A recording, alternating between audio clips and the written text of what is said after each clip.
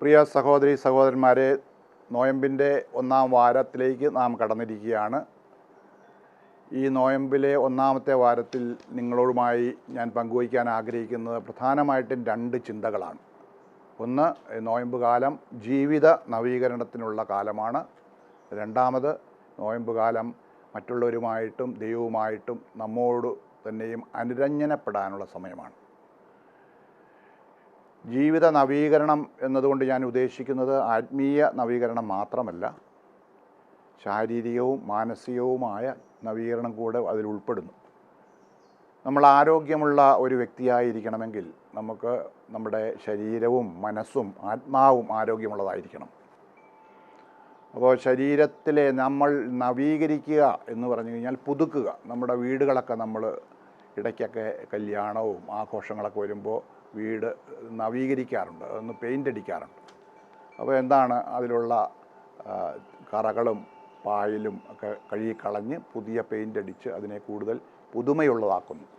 അപ്പോൾ ജീവിതത്തിൻ്റെ കാര്യത്തിലും ശരീരത്തിൻ്റെ കാര്യത്തിലും നാം ഈ ഒരു നവീകരണം നടത്തണം. അപ്പോൾ നമ്മുടെ ശരീരത്തിന് നല്ലതല്ലാത്ത എന്തെങ്കിലും പ്രവണതകൾ നമ്മുടെ ജീവിതത്തിലുണ്ടെങ്കിൽ അവയെ നീക്കം ചെയ്യുക.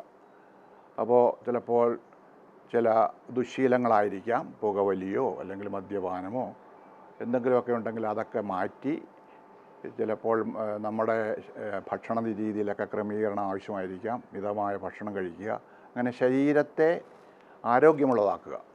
രണ്ടാമതായി മനസ്സ് നമുക്ക് ആരോഗ്യമുള്ളതാണെങ്കിൽ നല്ല സുഹൃത്ത് ബന്ധങ്ങളൊക്കെ വേണം. സുഹൃത്തുക്കളുമായി നമ്മൾ സൗഹൃദം പങ്കിടണം, ഇടയ്ക്കൊക്കെ കൂടണം. അങ്ങനെ മനസ്സിനെ ആരോഗ്യമുള്ളവരാക്കുക. പിന്നീട് ആത്മാവിനെ കൂടുതൽ ആരോഗ്യമുള്ളതാക്കുക എന്ന് പറഞ്ഞാൽ ദൈവവുമായിട്ടുള്ള ബന്ധം, ദൈവവുമായിട്ടുള്ള സംഭാഷണം, ദൈവസന്നിധിയിലിരിക്കുക, നിശബ്ദതയിൽ ദൈവത്തെ അനുഭവിക്കാൻ നോക്കുക. അതാണ് പ്രധാനം. നമ്മുടെ ഒരു ഭാരതീയ സംസ്കാരത്തിൻ്റെ ഭാഗമാണത് നിശബ്ദതയിലാണ് നമ്മൾ ദൈവത്തെ കൂടുതൽ അനുഭവിക്കുന്നത്. അങ്ങനെ ജീവിതത്തെ നവീകരിക്കാനുള്ള കാലമാണ് ഈ നോമ്പ് കാലം. രണ്ടാമതായിട്ടുള്ളത് അനുരഞ്ജനമാണ്.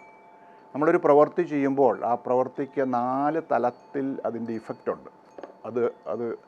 അത് ബാധിക്കാറുണ്ട്. ഒന്ന്, എന്നെ തന്നെ അത് ബാധിക്കുന്നു, മറ്റുള്ളവരെ ബാധിക്കുന്നു, അത് ദൈവത്തെ ബാധിക്കുന്നു, സൃഷ്ടവസ്തുക്കളെ ബാധിക്കുന്നു.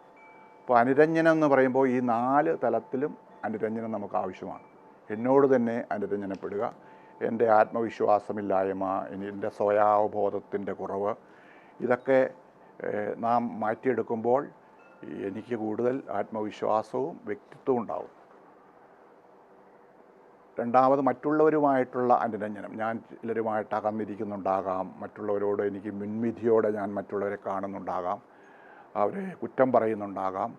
അപ്പോൾ അവരെ അവരായി കാണുവാനും അവരായി തന്നെ സ്വീകരിക്കാനുള്ള ഒരു മനോഭാവം, അതാണ് മറ്റുള്ളവരുമായുള്ള അനുരഞ്ജനം എന്നതുകൊണ്ട് ഉദ്ദേശിക്കുന്നത്. ദൈവവുമായിട്ടുള്ള അനുരഞ്ജനം, നാം ദൈവത്തിൽ നിന്ന് അകന്നു പോകുമ്പോൾ ദൈവത്തിന് ദുഃഖമുണ്ടാകുന്നു. ധൂർത്തപുത്രൻ്റെ കഥയിൽ അതാണ്.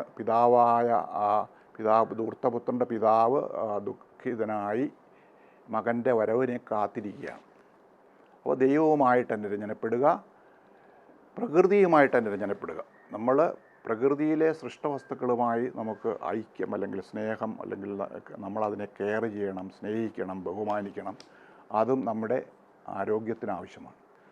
അപ്പോൾ ഈ 4 തലങ്ങളിൽ സ്വയമായിട്ട് അനുരഞ്ജനപ്പെടുക, മറ്റുള്ളവരുമായി അനുരഞ്ജനപ്പെടുക, ദൈവവുമായിട്ട് അനുരഞ്ജനപ്പെടുക, സൃഷ്ടവസ്തുക്കളുമായി അനുരഞ്ജനപ്പെടുക. അപ്പോൾ ഈ ജീവിത നവീകരണത്തിനും ഈ അനുരഞ്ജനത്തിനുമുള്ള കാലമായിട്ട് നമുക്ക് ഈ നോമ്പ് കാലം വിനിയോഗിക്കാം. അവരുടെ അനുഗ്രഹത്തിനായിട്ട് നമുക്ക് പ്രാർത്ഥിക്കാം. ഇന്നത്തെ സുവിശേഷം ഈശോയുടെ പ്രലോഭനമാണ്. ഈശോ മരുഭൂമിയിൽ പ്രലോഭിപ്പിക്കപ്പെട്ടു. 3 പ്രലോഭനങ്ങളെയും ഈശോ അതിജീവിച്ചു. ദൈവപുത്രനായ അവിടത്തേക്ക് പ്രലോഭനമുണ്ടായെങ്കിൽ തീർച്ചയായിട്ടും സാധാരണ മനുഷ്യരായ നമുക്കും പ്രലോഭനമുണ്ടാവും. പ്രലോഭനങ്ങൾ അതിനാൽ തന്നെ പാപമല്ല. ചിലപ്പോൾ ചിലർക്ക് തോന്നും പ്രലോഭനം പാപമാണ്.